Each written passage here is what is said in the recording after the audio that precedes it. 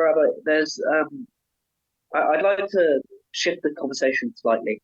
Um, the Christian claim is not only that it can be proved from specifically the Hebrew Bible, forgetting translations, whether that be the um, Septuagint or the Keyless that's gone out of favor of late.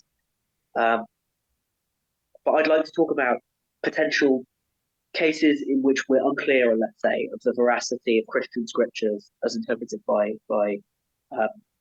by Christian texts. That interpolation comes to mind. So I'd like to hear your thoughts on, for example, the first epistle of John and its famous interpolation as discussed in the Jerusalem Bible, the Jerusalem translation, for instance.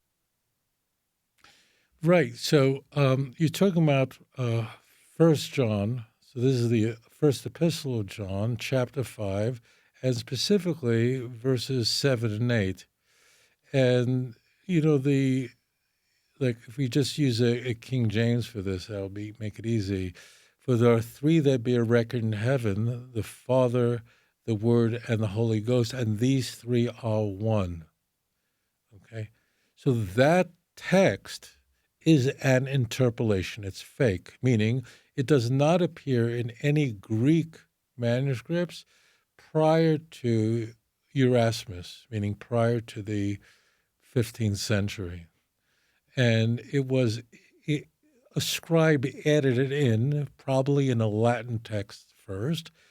And then eventually, when Erasmus went to publish the first New Testament in the early 16th century, he was a fairly honest guy. He was a real scholar, full-blown, really bright guy. And he was also a little honest. And he could not find a Greek manuscript. I could be wrong on this, but I think Erasmus only had access to 6 manuscripts of the Bible. And there were even pieces he didn't have, like at the end of Revelation, he had to actually back translate from Latin. He went to the university in Basel, just to assemble. He had very little to work with. But Erasmus could not find any Greek manuscript that had John chapter 5, 1 John chapter 5, verse 7. So he just didn't put it in his first publishing of the New Testament. And of course, the wrath of the church came down upon him, accusations that he didn't believe in the Trinity. And he said, look, I just couldn't find a Greek manuscript. And they said, well, we have Latin and Coptic. And he said, but I don't have any. It's written in Greek. So they actually produced a tailor-made manuscript for him in Greek, which had it in it. So somebody went and translated from the Latin into Greek and then produced it for him. And it's on display, I believe, in Ireland.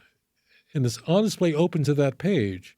So that's an interpolation. So we might go, oh, well, that's cute. But that's very telling because that passage is the only passage where we have a clear, unambiguous mention of the doctrine of the Trinity in the entire Christian Bible. Okay?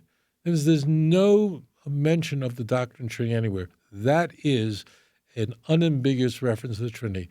It's not as completely thought out as explained to us what persons are or so on, but it's very clear that would be the doctrine of the Trinity. But that's very telling. And the question is, why did they have to?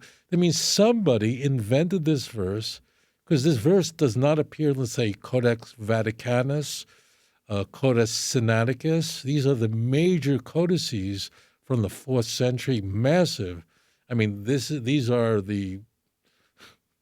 like the whole Bible, in Greek. It's not in there.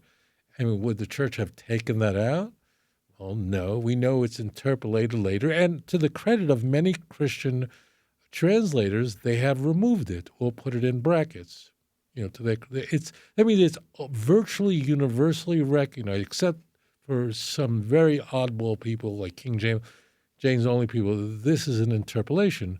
But we have to dig a little deeper here. What would compel a scribe to insert a passage? And the answer is because there is no doctrine of the Trinity in the Christian Bible, forget Tanakh, and therefore it was necessary to have one clear passage that encapsulated this doctrine. And so someone invented it, inserted it in the Latin, which was people would more commonly read, and then eventually Erasmus, when handed this manuscript, said, okay, I made a promise, and then he inserted it in his second publication of the New Testament, which was updated. And the King James relied on Textus Receptus, which emerges from Erasmus's work. So that tells us, so one thing is, look what you guys did. You guys are corrupting it, the very Bible you think is holy as a Christian. But it's very important to take this to the next level of why did someone feel compelled to do that? It's because it isn't there. Oh, that's really very important. Just as why is the end of Mark, the last 12 passages of Mark, was added in later. Well, why did someone add it in? Because it didn't have a resurrection account. It ended that the women came to the tomb. In Mark's gospel, there are 3 women that came to the tomb, and they saw the encounter, the angel, and just was so frightened they ran away and said nothing to anyone. Stop. Mark 16, verse 8. Well, someone had to put in an ending that comported with Matthew and Luke, and somehow resemble John, but they really relying on Matthew and Luke. So it's very obvious what these corruptions mean. The corruptions are there to make a text orthodox, to make it comport with standard Christologies. Because why isn't something as important as the Trinity not in the Christian Bible? So that's what's very important.